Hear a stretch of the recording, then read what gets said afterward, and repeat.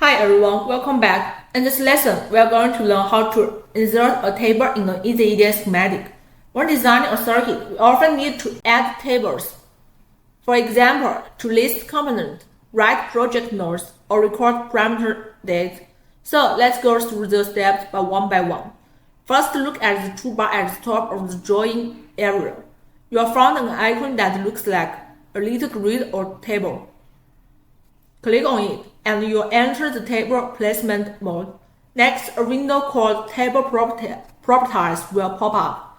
Here, you can set the number of rows and columns for your table. For example, if you type 3 for rows and 4 for columns, you'll create a 3 by 4 table.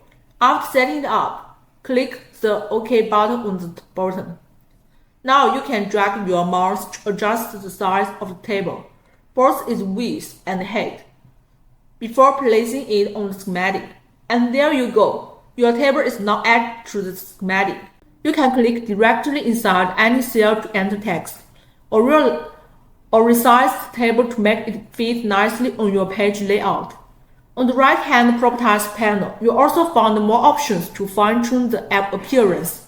For example, you can adjust the font size and color, change the line thickness or color, and set text alignment. With these tools, you can easily customize the table style to better match the look and feel of your schematic. It's simple but really handy. Whether you are creating a component list or adding some notes, this feature helps make your schematic look much more organized and professional. Alright, that's it for this lesson. Now you know how to place and customize tables in EasyEDA schematic. Thanks for watching, and I'll see you in the next one.